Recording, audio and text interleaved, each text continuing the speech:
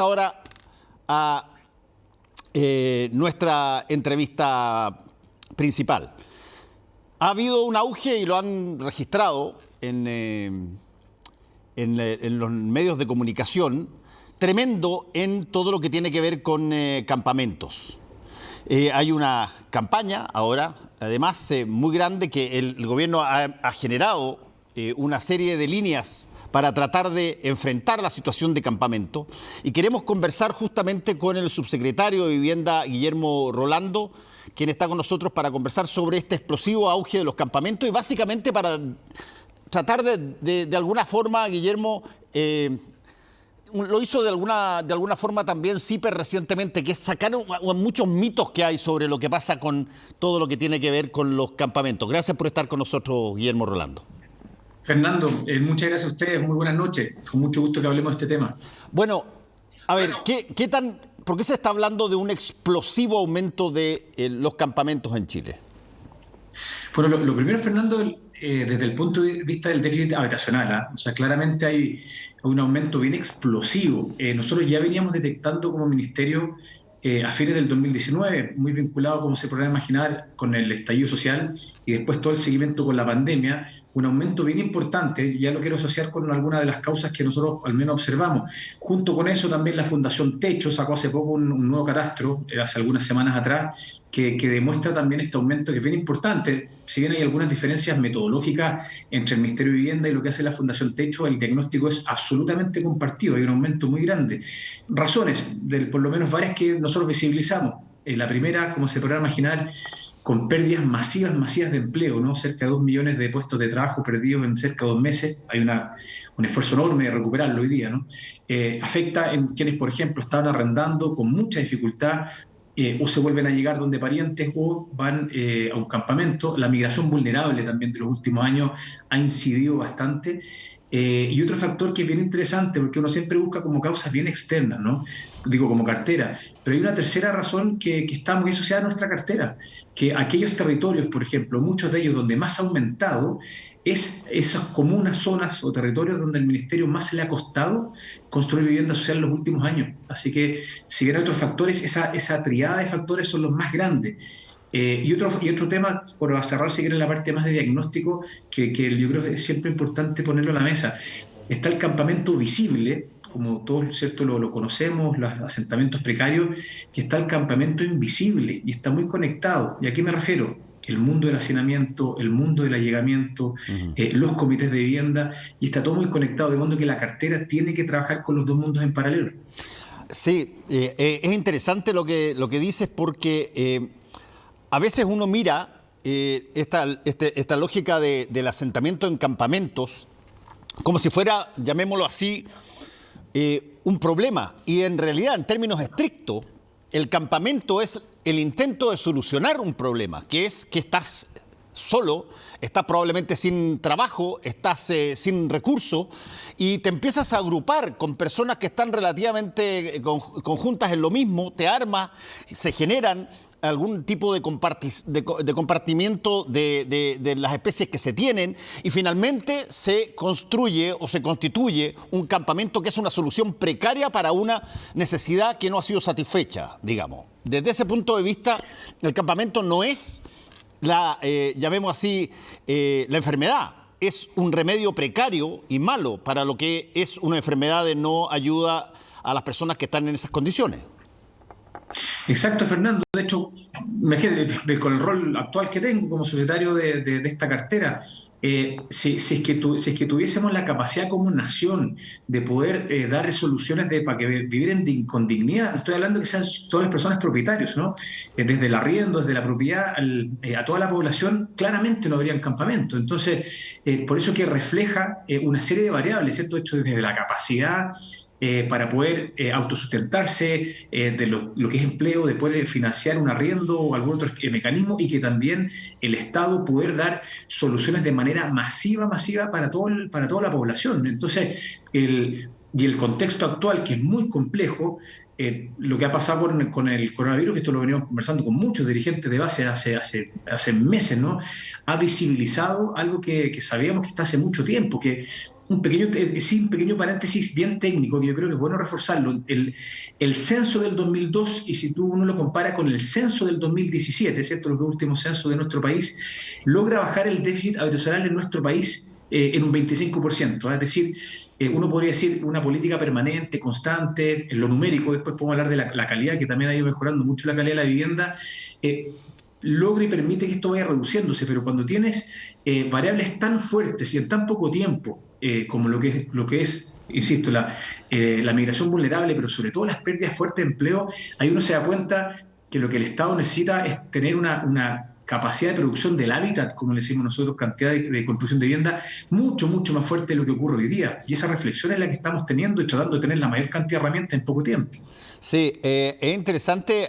Yo mencioné que hay un montón de mitología respecto a los campamentos y dije que CIPER hizo un muy interesante trabajo con los 5 mitos que mencionó. Uno de ellos, que probablemente tú los has escuchado mucho, y es que básicamente los campamentos han aumentado en gran medida porque han llegado más inmigrantes desde el extranjero. Y lo que se plantea ello, de acuerdo a las cifras del propio Ministerio de la Vivienda y de Techo también, es que el aumento de los campamentos en términos estadísticos empieza en el 2011, mucho antes de las migraciones grandes que se vienen ahora. ¿Cuál es la relación entre migración y campamento, Guillermo? Mira, hay dos efectos, Fernando, que es bien interesante. Lo primero, y lo explicas muy bien, el aumento ya venía del año 2011 en adelante. Digo el 2011 porque es un catastro nuestro como cartera. Si lo vinculo a la migración vulnerable, esto es un dato interesante. En el 2011, 1 de 100 hogares, la jefatura hogar era extranjera. Ya el año 2018, datos nuestros, 30 de 100, o sea, entre el 2011 al 2018 aumenta mucho. Ahora, del 2018 a hoy día se mantiene el 30 de 100. Entonces, por eso es que es interesante lo que tú también acabas de mencionar. Sobre todo en estos 2 últimos años, si bien hay un crecimiento por el flujo migratorio, pero claramente el volumen, dado que el porcentaje, si bien es el mismo y el volumen es más grande, la torta es más grande, quiere decir que son muchas familias con nacionales quienes están con esta dificultad. Y por eso que era interesante ponerlo en esta doble temporalidad. Ahora, ¿hay algún tipo de trabajo justamente por lo mismo que tú acabas de decir? Porque hay mucha situación que ha sido de alguna forma causa interna. ¿Cuáles son esas causas? ¿Cómo están catalogadas? ¿Cuáles son la primera, segunda, tercera, en fin? A ver, son varios factores, ¿no? Cuando uno le pregunta, ¿cierto?, a las familias, esto también lo tenemos bien estudiado, muy trabajado, permanente, dicho yo mismo, estoy casi todas las semanas con muchas familias de los distintos campamentos del país armando los programas, es la dificultad para los pagos de arriendo de los primeros temas, ¿cierto?, lo que tiene que ver con la capacidad económica de poder hacerlo. Y otro factor que es interesante, por eso es bueno poner en la mesa, los lugares donde, por ejemplo, y aquí lo hemos hablado, Fernando, algunas veces, los dos también, en algunas entrevistas, el Estado tiene que tener roles mucho más activos en la generación de la vivienda social en Chile.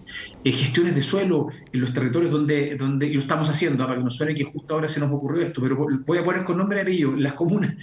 Comunas, por ejemplo, como en Antofagasta, que ha aumentado mucho, la comuna de Viña del Mar, la comuna de San Antonio, la comuna de Temuco, donde han aumentado muchísimo los campamentos, Copiapó también tiende a coincidir que son comunas donde el Estado nos costó por años hacer gestión de suelo. ¿Por qué? Porque el precio del suelo subió o porque es mucho, mucho más difícil tenerlo, por ende se construyó menos vivienda social, y si se construye menos vivienda social para la cantidad de población, tampoco hay que ser un gran mago para saber, incluso sacando todos los efectos de migración y de pérdidas de empleo, de que iba a aumentar también el déficit. Por eso que estas herramientas, ¿no? Un Estado que tiene que ver con la buena localización también, pero con la generación de un número masivo de vivienda social o de interés social, es lo que se ha venido trabajando. Y es parte de este nuevo plan que se está haciendo, que se llama este 100 más 100, que es poder trabajar con un mayor número de campamentos. Pero creo que la reflexión más de fondo que la estamos teniendo con el ministro y con muchos actores, la semana pasada se logró un muy buen acuerdo en el Senado, es cuál tiene que ser la capacidad permanente del MIMPU. No solo justo en este año que tuvimos un suplemento, que estamos muy agradecidos, como se podrán imaginar, por el aumento del presupuesto dentro del contexto del coronavirus, pero lo que nosotros queremos poner en la mesa es que este debería ser el piso permanente de lo que le llamamos de la construcción o del hábitat, ¿no? O si no, este problema va a costar muchos, muchos años y con todos los dolores sociales que eso implica. Ahora, Así que esa reflexión, adelante. sí, no, ahora Guillermo, estamos hablando de gente que tiene una situación muy precaria y te quiero preguntar directamente, ¿cuántas de esas personas que están en esas condiciones, en esas situaciones, ya vamos a ver un gráfico a propósito por región que lo hicieron ustedes, ¿cuántas de esas personas son personas que acceden a los beneficios del Estado en época de pandemia? ¿Cuántas de ellas pueden acceder a un IFE? ¿Cuántas de ellas pueden acceder a algún tipo de bono, digamos? Sí, que son las más necesitadas, sin duda. Probablemente están dentro de las más necesitadas. Así es, de hecho lo que nosotros vemos al acompañamiento con la familia, afortunadamente es de la focalización, si es que pongo ese lenguaje, ¿no? Gran parte de las familias que están en campamentos sí están recibiendo muchas de las ayudas, ¿ah? Ahora, eso por supuesto que es un apoyo gigante en este contexto, pero lo que, por lo menos desde nuestra cartera, no resuelve la solución definitiva, ¿cierto? El poder vivir, imagínense lo que estamos hablando, Fernando, son tener al menos los servicios básicos, sí, esa es estos dolores, ¿no?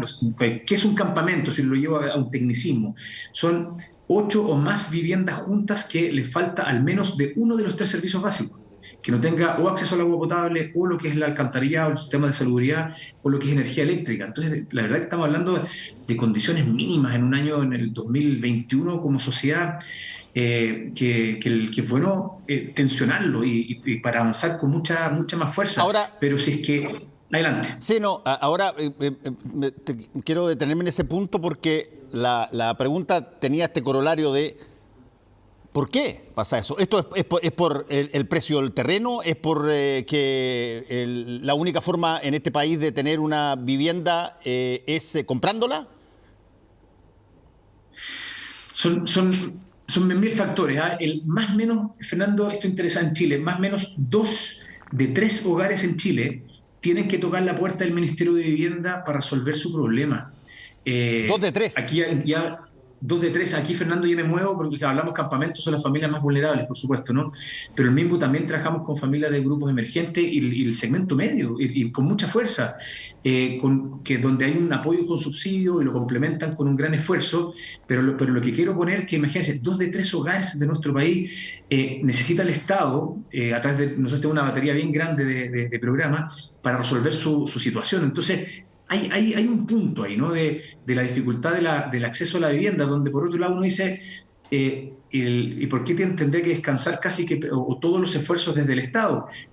También hay programas, ¿cierto?, del sector privado que pone una parte, el mismo tiene un rol esencial, sabemos, en nuestra cartera, ¿cierto? O sea, a nivel nacional, entre el 1,5 y el 1,8% del PIB del país es a través del ministerio, que es enorme, pero ha demostrado que es insuficiente, sobre todo con shocks tan grandes que lo que ocurrió en estos últimos 24 o 48 meses.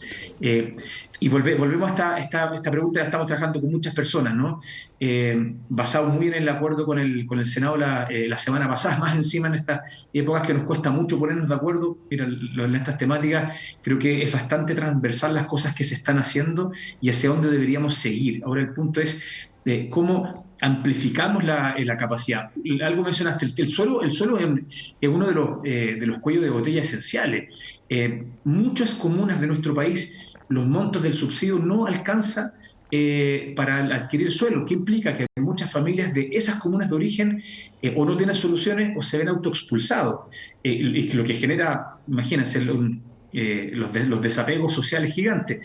Tenemos nuevas herramientas, ¿sabes?, que son muy grandes. Esta entrevista no es para hablar de todo lo que hacemos el mismo, que tenemos todo cubierto, para nada, pero sí poner a la mesa que afortunadamente ya hay nuevas herramientas de suelo con mucha fuerza, 120 terrenos nuevos que se compraron, un nuevo programa para atender lo que es campamento. El acuerdo es que se va en buena línea, pero es insuficiente. Y esa creo que es la reflexión muy, si quieres, vinculada también con el proceso constituyente también.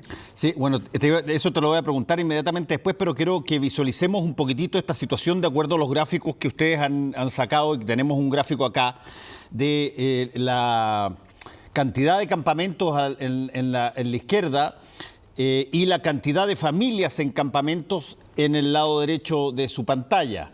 Y tenemos, por ejemplo, esta situación donde Valparaíso es lejos la que más ha aumentado. Ahí se está hablando en Valparaíso de una cantidad de familias cercana a casi 10.070 personas, 70 familias, perdón. Pero lo que quisiera preguntar, Guillermo, ¿esto es algo que es anómalo en la forma en cómo ha ido creciendo la presencia en campamentos, ya sea por su distribución geográfica o por su monto? Los últimos años, ¿no? Sobre todo las 3 de las 4 regiones, disculpa, del norte, si uno saca lo que es Arica, Parinacota, se esperaba que haya un aumento importante, el hubo, ¿no? Lo que es Tarapacá, lo que es Antofagasta, lo que es Atacama. Eso es un primer esquema. Luego lo que es Valparaíso también lo veníamos monitoreando hace un buen tiempo. Son 3 comunas principales: Viña del Mar, Valparaíso y San Antonio. Y muy asociado, Fernando, a lo que hablamos por la dificultad de construir, temas de topografía, que es complejo, sobre todo de acceso a suelo, las urbanizaciones, los costos en sí mismos. Eso también se venía esperando de alguna manera. Ahora, otra reflexión que no es menor, que ya una mirada un poquito más a largo plazo, hacia atrás, una década atrás, las comunas donde más o las regiones, pero comunas asociadas, ¿no? Donde más se invirtió en el plan de reconstrucción del 27F, es donde hoy día la cantidad de familias en campamento no son tan grandes. Sexta región, séptima región y lo que es Ñuble también. Que haga una reflexión ahí, ¿no? Es decir, que donde el Estado sí tuvo la capacidad en algún periodo de la historia reciente de construir un número importante de viviendas, hoy día ese fenómeno no es tan grande. Entonces, por eso que son tanto cosas externas como la capacidad misma que tiene un Estado de acuerdo a los territorios a desarrollarlo. En el último tiempo, que ahora ya te lo acoto, si tú le haces doble clic a ese gráfico, los últimos meses, por ejemplo, comunas como Colina, Lampa, que son que es la segunda periferia del Gran Santiago, muy asociado a familias migrantes que intentaron llegar al Gran Santiago, tuvieron dificultades por entrar a nuestra economía, y muchos de ellos tuvieron que o se organizaron a irse a estas comunas de lo que nosotros le llamamos la segunda periferia del Gran Santiago. Entonces, muchas de las tomas, a mí me toca visitarlas muy seguido, ¿no? En ese caso puntual de la RM, en la zona norte de la RM, son de origen migrante, pero gran parte del resto de lo que es, por ejemplo, la quinta región son connacionales. Déjame, sí, perdón, adelante. dale nomás. Sí, que hay un segundo punto que aquí a lo mejor voy a abrir otra lista, pero que también que es bien delicada, ¿no? Todo lo que hemos hablado, Fernando, hasta el momento tiene que ver con la vulnerabilidad, ¿cierto? Con la urgencia habitacional, con la desesperación. Y ahí está el rol del MIMBU. Ahora, ahora que te voy a cambiar un segundo el lenguaje, de las nuevas tomas, el campamento para nosotros, algo si quieren más lingüístico que técnico, ¿no? Son cuando una toma ya lleva un cierto periodo y entra un catastro, es decir, tiene una permanencia y el mismo trabajamos con ellos. Y una toma que son más recientes. Y algunas, no muchas, pero varias a nivel nacional, y las han visto, de hecho, ustedes mismos también de la prensa, son especulativas también. Es decir, un fenómeno que es muy nuevo. Por cosas laborales me ha tocado trabajar no solo en nuestro querido país, cosas que me tocaba observar, por ejemplo, en Guayaquil, que me tocaba observar en Ciudad de México, que es la especulación en el mercado negro, la segunda vivienda de toma. Eso la verdad que es algo muy nuevo, y está ocurriendo. Entonces se nos entremezcla en algunos lugares la urgencia habitacional con el especulador, que es un tipo una Larife Gamboa de hoy día, que te agarra un cerro en San Antonio, lo lotea, lo vende, y ese fenómeno, que si te das cuenta, esa segunda parte ya es más delictual, es algo que no es menor, porque en la cartera del Ministerio nosotros tenemos, por mandato y por vocación, trabajar con todas las familias vulnerables, pero este fenómeno nuevo hay que irlo despejando también para que obviamente no se genere ningún incentivo. Sí, es bien interesante lo que estás diciendo, y te lo quiero asociar de alguna manera, el desarrollo histórico de la vivienda, digamos, en épocas anteriores, llamémoslo así. Básicamente, el Serviu tenía una potencia muy grande. El Serviu, de hecho, hacía viviendas, construía viviendas, y después las entregaba a las personas. después de que llega primero durante todavía la dictadura y después más adelante durante la democracia se insiste en lo mismo, cambia el formato del sistema y ahora tú tienes a un empresario que compra un paño de tierra, se lo ofrece al serbio para venderlo y construir el mismo, y empieza a haber un negocio en torno a lo que antes era un servicio del Estado, llamémoslo así, hacia la ciudadanía. Y eso continuó enormemente y ahora están agregados lo que tú estás diciendo, que es de pronto gente que se aprovecha para convencer a algunas personas que se tomen un terreno porque de esa manera se puede hacer algún tipo de extracción de recursos sobre la base de venderlo o de canjearlo o de hacer que el Estado lo compre. Pero el punto es, Guillermo, que me imagino yo que este tema va a ser uno de los temas centrales en la discusión constitucional que vamos a tener si es que el derecho social a la vivienda, entendiendo como que las personas tienen derecho a un hogar o a una vivienda decente y digna, va a tocar, pero muy intensamente, justamente lo que estamos viviendo, y los ejemplos que se van a dar van a ser todas estas cosas que estamos conversando. Claro, yo creo que Fernando, tú tocaste varias cosas, todas muy interesantes, ¿no? La discusión en torno a la discusión constituyente, sin duda va a tener estos factores. Voy a hablar a título personal, y a mí me parece muy necesario que eso ocurra, muy necesario. Lo que es el derecho al habitar bien, lo que recién comentábamos, imagínense, ¿no? 2021 en nuestro país, que hayan miles de personas que no tengan acceso a los servicios básicos, la verdad que yo creo que no es tolerable, ¿no? Ahora, por ende me imagino que hay un consenso bien amplio de que se requiere discutir y se requiere profundizar, donde yo pongo sí un pequeño punto de cómo esto se traduce en algo real, es que después esto se lleve a planos y planes masivos, pero que sean reales. Porque creo que también sería muy contraproducente generar falsas expectativas. No porque en una carta magna se ponga, quiere decir que en pocos meses esto queda absolutamente resuelto. Eso yo creo que también hay que discutirlo. Y también, Fernando, otra experiencia que me ha tocado ver en otros países, que en algunos casos cuando se judicializa la política habitacional, me ha tocado verlo en varios lugares. Mira las contradicciones que a veces ocurren, ¿eh? Ojo, yo una persona que apoyo profundamente, y ojalá que en la discusión constituyente el derecho al habitar con dignidad, ¿no? Pero empieza a ocurrir de que las personas quienes tienen los mejores vínculos con abogados, que generalmente no son los más vulnerables, muchas veces cuando se judicializan los procesos pasan a tener la prioridad habitacional respecto a otros. Hay un punto, lo quiero dejar solo dando como una pequeña reflexión para que la expectativa después se traduzca en planes reales. Disculpa, Fernando, ¿querías plantear algo? No, solamente quería preguntarte a raíz de lo que acabas de decir. ¿Tú eres partícipe de que el Ministerio de Vivienda reasuma el rol que tenía de ser no solamente asignador de recursos para planes de privados en términos de esto, sino que las viviendas sociales sean directamente trabajadas por el Estado? ¿O eso ya parece, qué sé yo, de Corea del Norte para el gobierno? De mí, mira, hay que hacer una distinción, Fernando, completa. Desde cuando tú dices, mira, tener una empresa del Estado para lo que es vivienda, yo al menos en lo personal, yo digo que el Estado, no tener una empresa del Estado, digo que el Estado sea el gestor principal o uno de los llamemos sujetos que generan las condiciones para que existan el derecho a la vivienda. Y si es que eso significa que tú seleccionas paño o tomas la determinación junto con probablemente el Parlamento o con los vecinos de las distintas comunas de dónde debe darse todo eso, el Estado tiene que ser perfectamente capaz de gestionar que esa situación se produzca.